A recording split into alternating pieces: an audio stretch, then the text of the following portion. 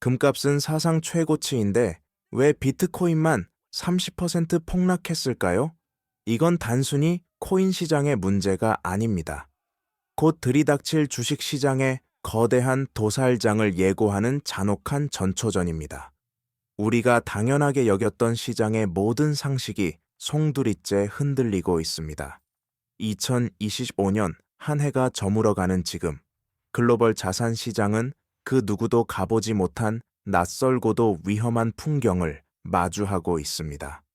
한때 인플레이션 시대의 새로운 방패이자 디지털 금이라 불리며 화려하게 비상했던 비트코인은 역사적 고점인 12만 6천 달러를 찍은 뒤 무려 30%라는 기록적인 폭락을 맞이하며 8만 달러 선을 위태롭게 넘나들고 있습니다.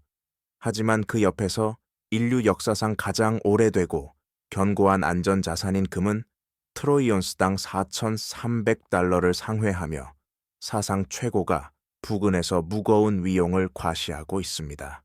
이 극명하고도 서늘한 대비는 단순한 가격 등락의 문제가 아닙니다. 자본의 거대한 물줄기가 방향을 틀기 시작했다는 사실, 그리고 시장이 우리에게 보내는 가장 강력한 마지막 경고음이라는 점에 우리는 주목해야 합니다. 지난 수십 년간 우리는 무한정 찍어낸 달러의 홍수 속에서 모든 자산이 동반 상승하는 에브리싱 랠리의 환상에 취해 있었습니다. 2007년 8,800억 달러에 불과했던 미 연준의 자산이 2025년 9조 달러라는 상상조차 힘든 규모로 비대해지는 동안 우리가 가진 화폐의 가치는 소리 없이 녹아내렸습니다. 사람들은 가치가 훼손되는 달러로부터 도망치기 위해 주식으로, 부동산으로, 그리고 비트코인으로 필사적인 랠리를 이어왔습니다. 하지만 이제 그 화려했던 파티의 불이 하나둘 꺼지고 있습니다. 금과 비트코인의 운명이 엇갈린 이 지점은 곧 닥쳐올 주식시장에 거대한 조정을 예고하는 잔혹한 전초전과 같습니다.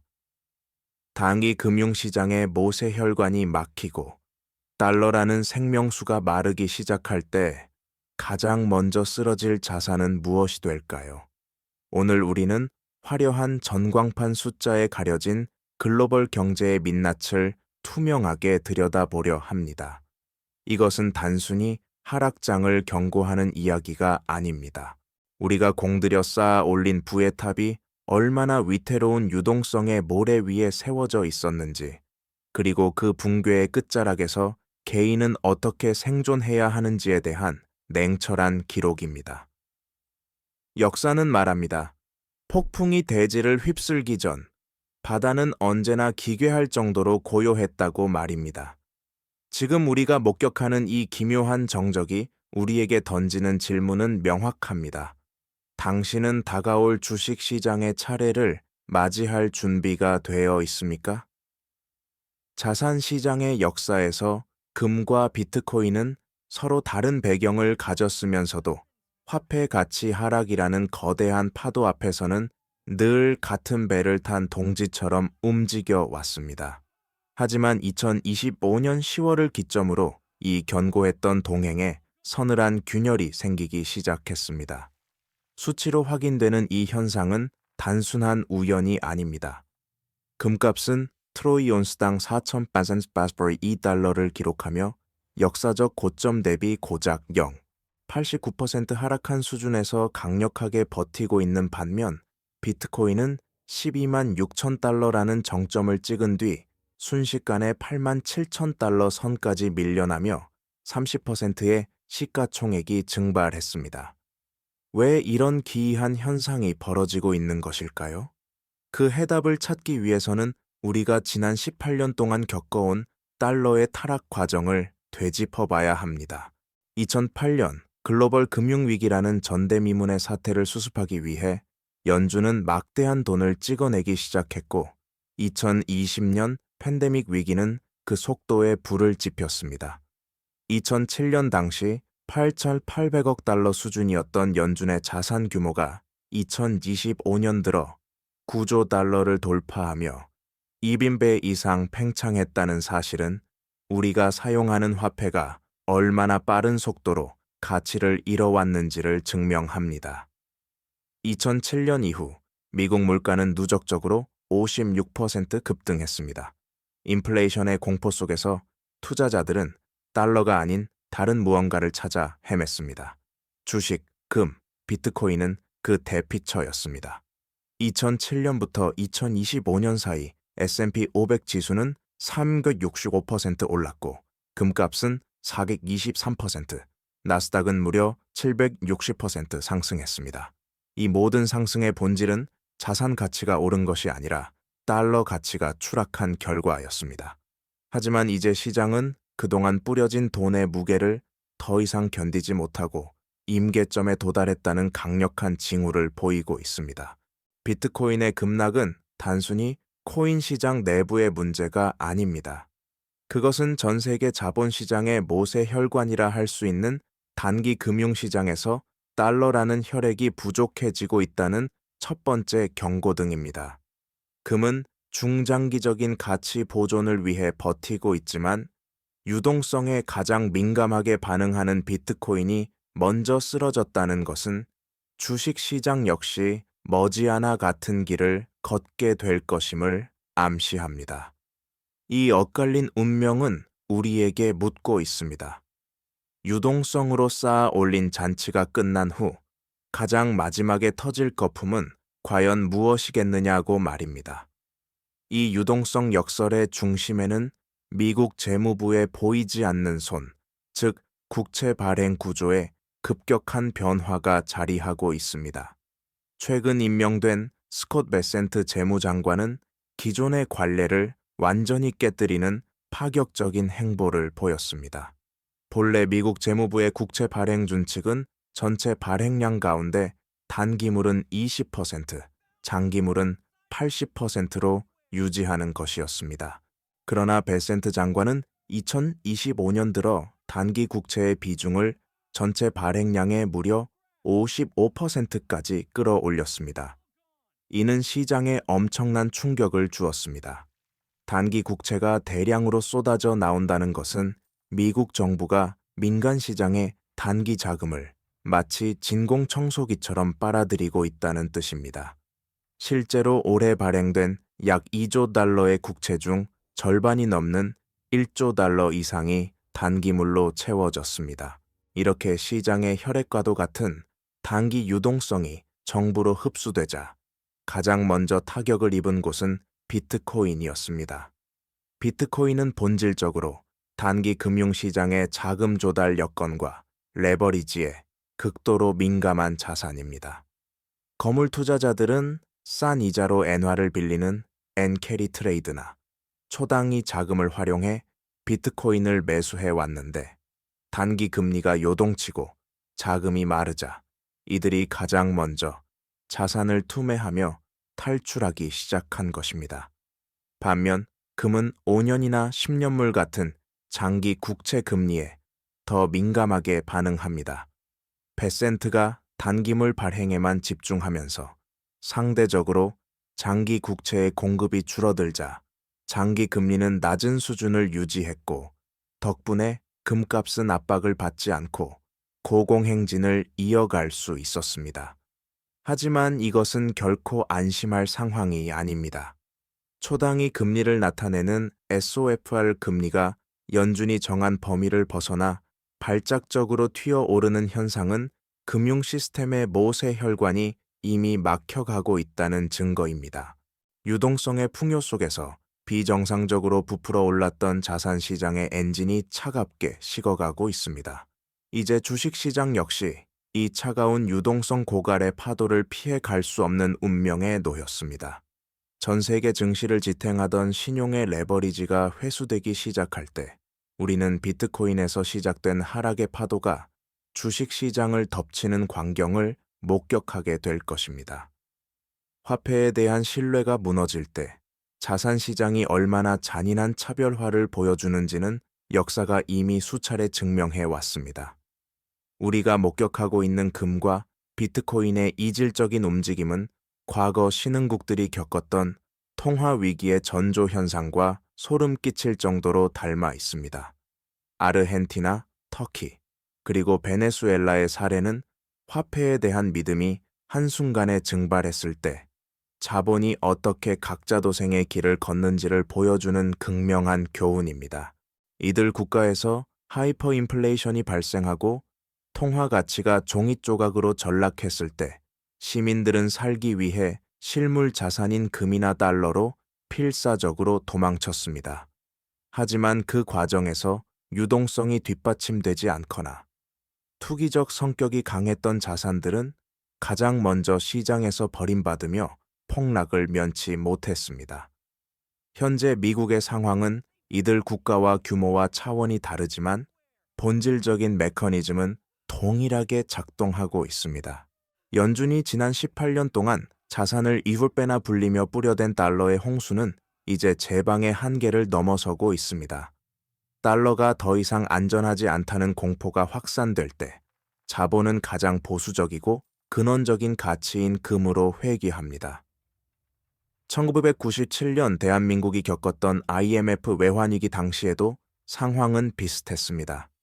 원화 가치가 폭락하고 국가 부도 위기에 직면하자 주식과 부동산은 유동성 고갈로 인해 끝을 알 수 없는 추락을 이어갔지만 금과 달러를 쥔 소수는 자산의 가치를 지켜내며 오히려 위기를 기회로 바꿨습니다. 지금 비트코인이 고점 대비 30% 폭락하며 유동성 위기의 첫 번째 희생양이 된 것은 시장이 이제 가짜 풍요의 시대가 끝나고 진짜 가치를 가려내는 엄격한 시험대에 올랐음을 의미합니다. 그리스와 이탈리아가 겪었던 채권 시장의 신용 경색이 그러했듯 자금의 흐름이 막히면 가장 화려하게 빛나던 자산부터 어둠 속으로 사라집니다. 이것은 글로벌 자금의 대이동이자 에브리싱 랠리가 종료되고 승자와 패자가 극명하게 갈리는 대차별화 시대의 서막입니다. 우리는 이제 과거의 투자 성공 방정식이 더 이상 통하지 않는 전혀 다른 차원의 위기를 준비해야 합니다.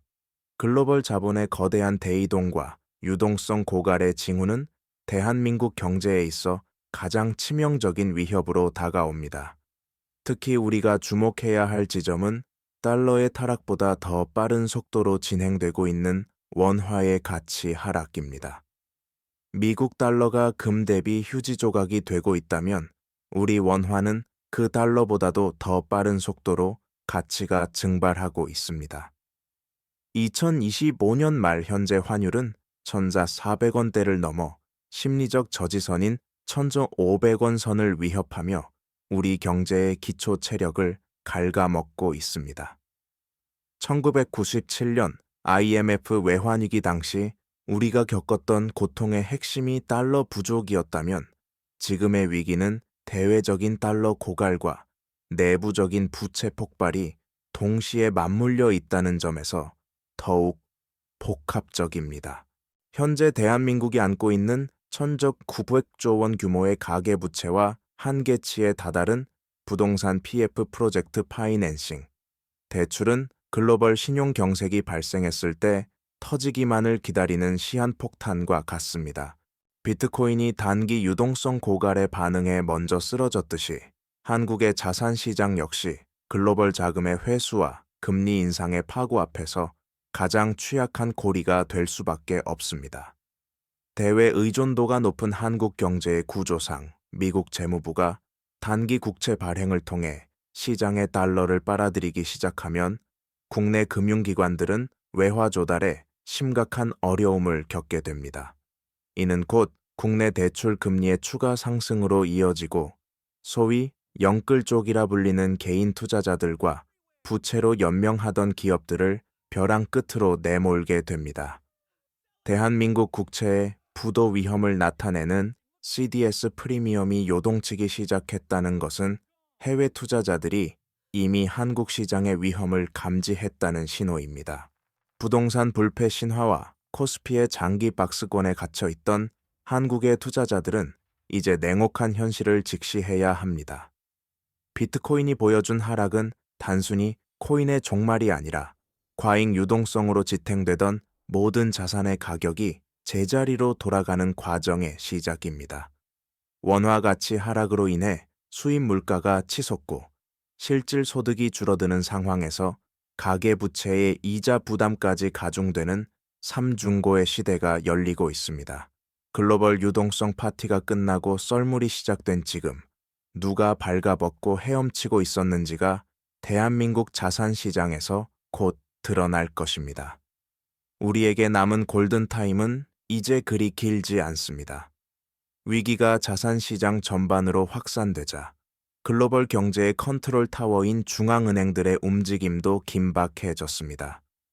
특히 제롬 파월 의장이 이끄는 미 연방준비제도는 지난 12월 FOMC 회의 직후 시장의 예상을 뛰어넘는 파격적인 조치를 발표했습니다. 매달 400억 달러, 우리 돈으로 약 60조 원에 달하는 단기 국채를 직접 매입하겠다고 나선 것입니다.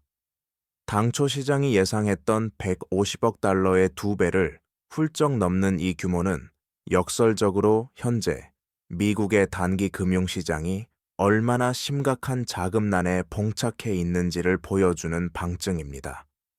불과 한 달 전까지 양적 긴축을 고수하던 연준이 갑작스럽게 태도를 바꿔 시장에 돈줄을 대기로 한 것은 당위 금리의 발작적 상승이 자칫 전체 금융 시스템의 마비로 번질 수 있다는 공포 때문입니다. 하지만 시장의 의구심은 여전합니다. 한쪽에서는 재무부 장관 베센트가 단기 국채를 쏟아내며 시장의 자금을 빨아들이고, 다른 쪽에서는 파월의 연준이 그 국채를 다시 사들이며 유동성을 공급하고 있습니다. 이러한 정책적 불협화음은 투자자들에게 정부와 중앙은행조차 상황을 통제하지 못하고 있다는 불안감을 심어주고 있습니다. 대한민국 역시 예외는 아닙니다. 한국은행과 금융당국은 최근 급증하는 뱅크런 우려와 금융권의 자금 이탈에 대비해 비상신용 공급 체계를 신설하고 유동성 공급 매뉴얼을 점검하기 시작했습니다. 글로벌 달러 가뭄이 심화될 경우 외화 유동성이 부족한 국내 은행권부터 위기가 시작될 수 있기 때문입니다.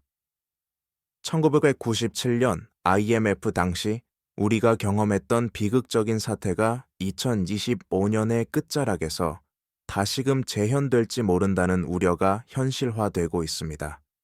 중앙은행이 막대한 돈을 풀어 시장을 지탱하려 하지만 이는 동시에 고공행진 중인 물가를 자극하는 독이 될 수 있습니다. 인플레이션을 잡자니 금융 시스템이 붕괴되고 유동성을 공급하자니 화폐 가치가 휴지 조각이 되는 진퇴양난의 국면입니다. 과연 연준의 매달 400억 달러 수혈은 베센트 장관이 흡수한 거대한 공백을 메우기에 충분할까요? 만약 이 정도의 수혈로도 비트코인 가격이 반등하지 못하고 단기 금리가 진정되지 않는다면 이는 연준의 통제력이 사실상 상실되었다는 최후의 신호가 될 것입니다. 주식시장이 이 위태로운 줄타기 위에서 간신히 버티고 있는 동안 우리를 지켜줄 것이라 믿었던 중앙은행의 방패는 이미 여기저기 균열이 가기 시작했습니다. 대차별화의 시대, 개인 투자자들이 마주한 현실은 차갑고 냉혹합니다. 그동안 우리는 무엇을 사도 오르는 시장의 마법에 길들여져 있었습니다. 저금리와 무한 유동성이 만들어낸 파티는 영원할 것 같았지만 이제는 승자와 패자가 엇갈리는 냉정한 선택의 시간이 왔습니다. 비트코인의 하락이 우리에게 주는 가장 실질적인 인사이트는 바로 유동성의 마감입니다. 연준의 파월 의장이 매달 400억 달러라는 거액을 시장에 투입함에도 불구하고 비트코인이 전고점을 회복하지 못한 채 지지부진하다면 그것은 시장의 신용 경색이 이미 중앙은행의 통제 범위를 넘어섰다는 강력한 경고이자 주식시장을 향한 매도 신호입니다. 주식 투자자라면 지금은 수익률을 쫓아 공격적인 베팅을 하기보다 자산의 건전성을 확보하는 데 사활을 걸어야 합니다. 가장 먼저 실천해야 할 전략은 부채의 관리, 즉 디레버리징입니다. 당이 금융시장의 자금이 마르고 금리가 요동치는 시기에 빚은 자산을 불리는 지렛대가 아니라 당신의 생존을 위협하는 밧줄이 될 것입니다. 1,900조 원에 달하는 가계부채의 무게가 대한민국 경제를 짓누르는 상황에서 개인의 부채 관리는 단순한 재테크를 넘어 생존의 필수 조건이 되었습니다. 또한 원화의 가치가 달러와 금 대비 급격히 하락하는 시기에 국내 자산에만 모든 것을 거는 것은 위험한 선택입니다. 금이나 달러 기반의 우량 자산으로 포트폴리오를 분산하여 화폐 가치 하락이라는 거대한 해일로부터 내 가족의 자산을 지켜낼 방어막을 구축해야 합니다. 시장의 공포에 휩쓸려 무작정 투매하기보다는 철저히 데이터에 기반한 냉정한 관찰자가 되어야 합니다. 비트코인의 가격 추이가 유동성 공급에 어떻게 반응하는지, 초당위 금리인 SOFR 금리가 안정세를 찾는지 면밀히 살피며 현금 비중을 확보하는 전략이 필요합니다. 위기는 준비되지 않은 자에게는 재앙의 시작이지만 냉정함을 유지하며 끝까지 살아남은 자에게는 다음 10년의 불을 결정지을 거대한 기회의 문이 될 것입니다. 지금 당신의 계좌에 담긴 것이 일시적인 유동성이 만든 거품인지 아니면 거센 풍랑 속에서도 침몰하지 않을 진정한 가치인지 다시 한번 점검하십시오. 생존이 곧 최선의 승리인 시대, 그 냉혹한 서막이 이미 올랐습니다. 거대한 파티가 끝나고 불이 꺼진 뒤 우리는 비로소 알게 될 것입니다. 우리가 그토록 열광하며 쌓아 올렸던 숫자들이 진정한 부였는지 아니면 단지 썰물이 빠져나가기 전에 일시적인 거품이었는지를 말입니다.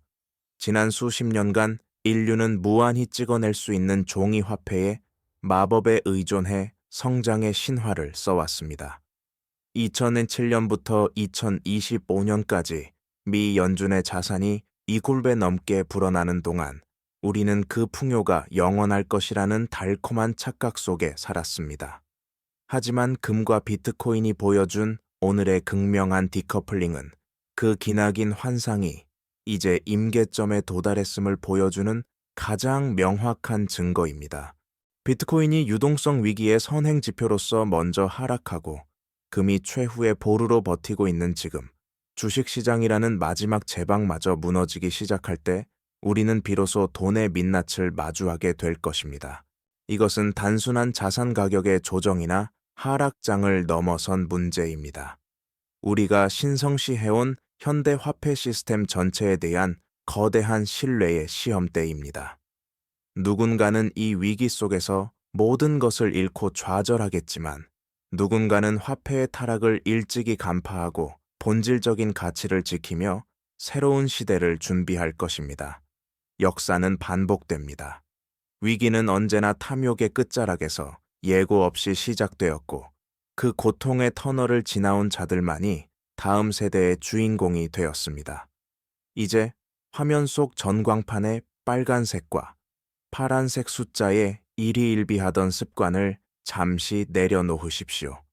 대신 흔들리지 않는 가치가 무엇인지, 내 가족과 내 미래를 지탱할 진정한 부의 본질이 어디에 있는지를 냉정하게 되물어야 합니다.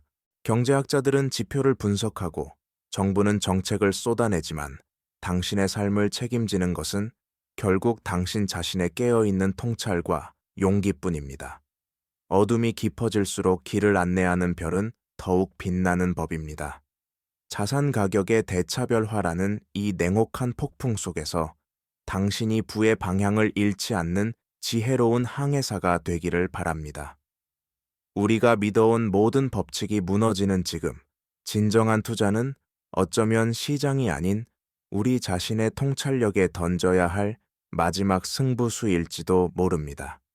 긴 여정을 함께 해주신 여러분, 이제 당신만의 생존 전략으로 새로운 시대의 문을 열 시간입니다.